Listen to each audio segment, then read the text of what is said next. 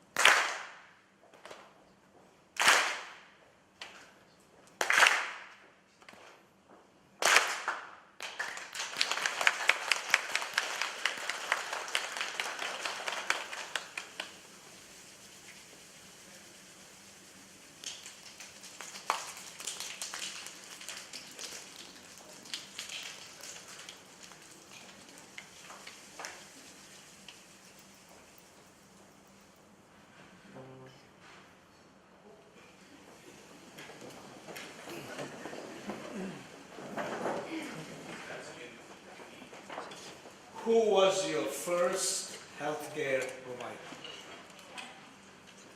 Who was your first healthcare provider?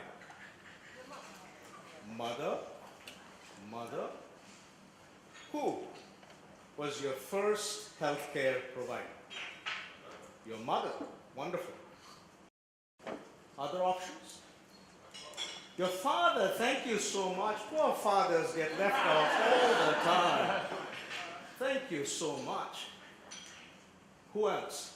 Yes, please. Dr. Hawkins. Dr. Hawkins. Right? Wonderful doctor. Right? Who else? Who was your first healthcare provider? Your mother. Okay, great. And in fact, interestingly, when I ask this question in different parts of the world, most often I get the response, my mother. Let's think about that for a second. What's unique about the way a mother provides healthcare? And I would say we should include fathers, right? Include grandparents, include others. But let's stay with the symbol and the idea of a mother providing care. What can we say about the way a mother provides care? Thank you. She would give her life to save the life of a child. Hollywood script not being written, write it right now. Right? Very true. Right? She would give her life for her child. What else? Yes, please.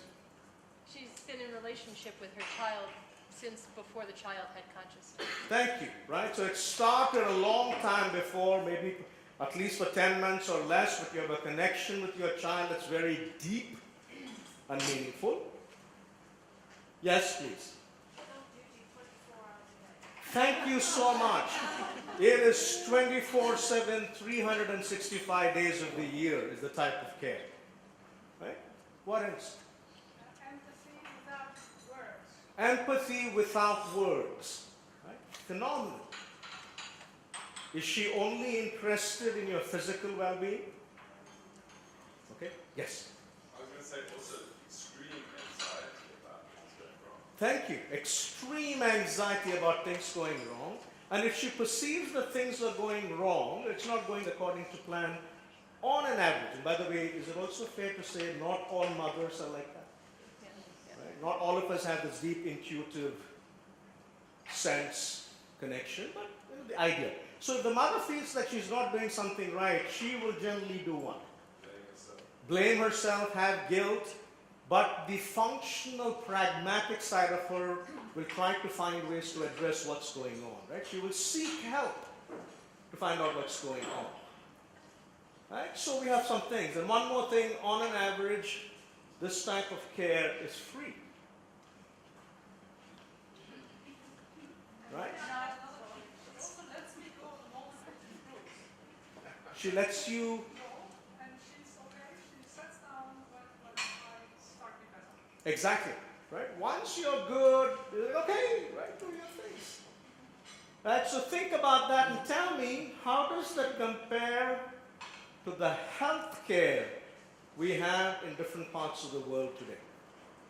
So we talked about the mother's care being holistic, right? Deeply visceral and connected. There is empathy, right? There is anxiety, if you will, and guilt around it. How does that compare to the healthcare we have today in many parts of the world? There's distance. It's based maybe on money. There's distance because we say we have, there is meaning that we have to be professional as a professional. Thank you. But it has to do with vulnerability. Exactly, right? So, in fact, it's not so great to be vulnerable. We want to be professional, maintain a distance, right? So you don't have that level of connect. Yeah, Jim? It's a right. Healthcare is a right, except in the United States. Right? Right? That it is a right. Yes, please. Healthcare is hopelessly fragmented. It doesn't offer continuity of care. Thank you. It doesn't offer continuity of care. And in fact, if you look at the history of at least allopathic medicine over the last 100 years or so, we moved from the general practice, the family physician, to specialization and super specialization, focusing to a large extent on the science of the biomedical aspects, where I will treat only your right elbow because the left elbow expert is on leave today. Right? And of course, I'm joking here a little bit. I know there are doctors here and others too. So we become more and more narrow. It's not integrated. So if you come with a headache, it's likely that there are many things behind this headache that's not being addressed in the process, but I will treat your headache. Right? And I would argue that to a large extent in most parts of the world, we are not providing health care. In fact, we shouldn't be calling it that. We are providing medical care. We are providing care to address your specific illness, issue, disease, because if you genuinely want to provide health care, think about the example of the mother we were talking about. Right? If you keep that in context, what I would like to kind of talk about broadly is, I lived in the US for about 20 years. I've been in India for about 4 years right now. And the contrast in terms of, and the context, if you will, in India. Because many of you this morning also talked about the importance of time.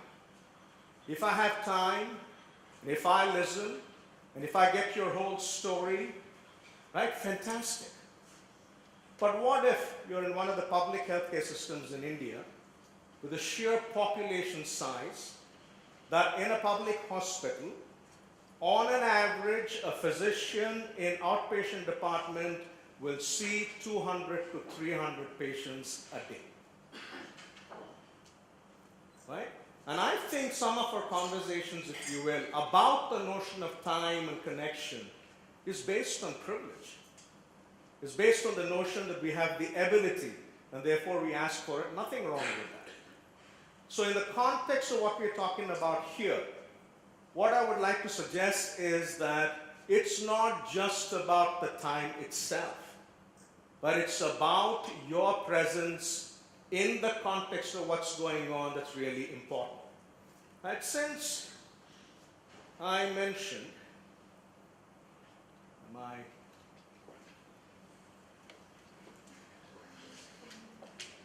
good. Where should I point? Thank you. Oh, and away.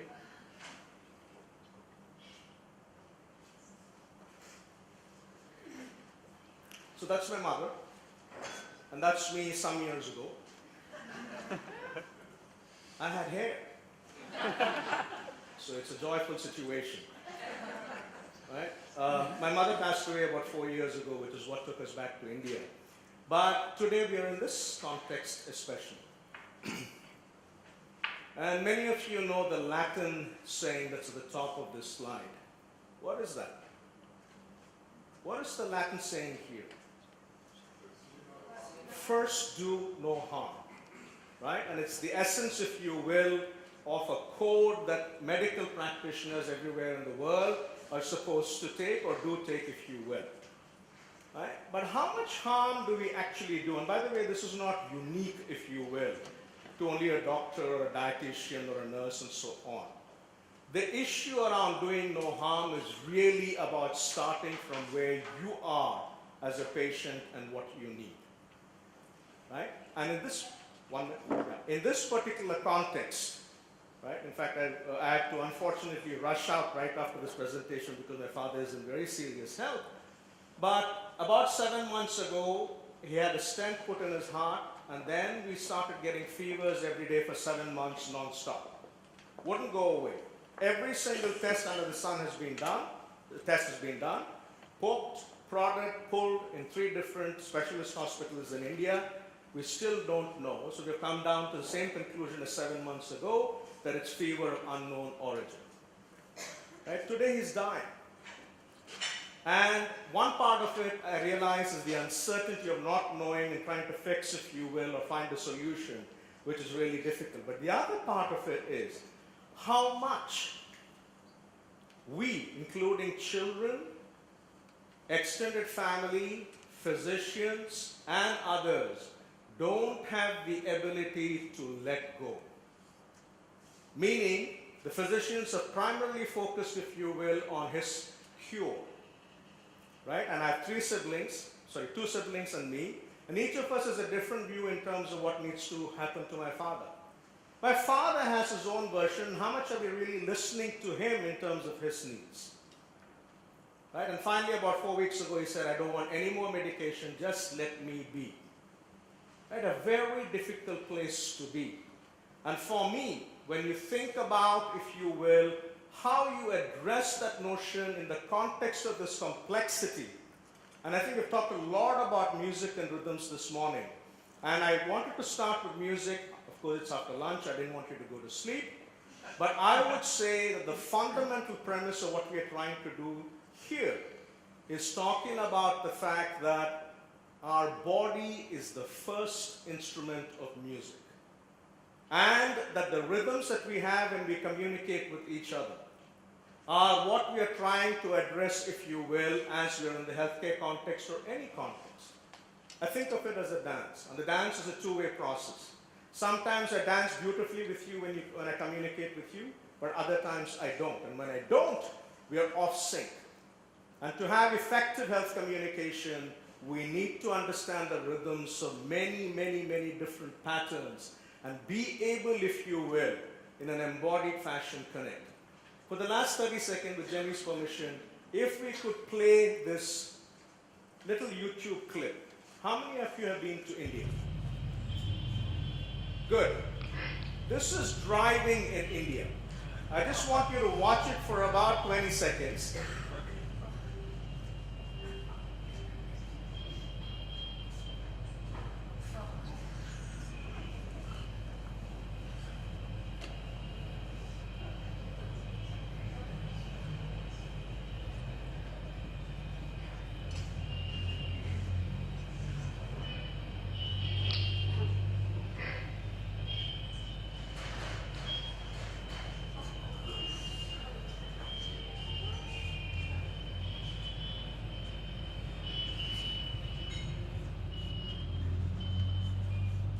Right?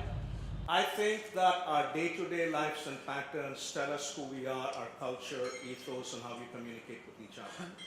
Right? It's not that one is better than the other, because if you look at this, many people think there are no rules at all, but there's beautiful patterns of rules that are being followed here. Right? So the issue at the end of the day, which is a quote by, and today we've talked a lot about this, Patty Dye, one of my friends, says that the shortest distance between any two people is a story. And my question to you is, when we interact with each other, are we going to have a healthcare story or a medical care story? And that's the conversation we need to follow up and say where we wish to be. Thank you very much.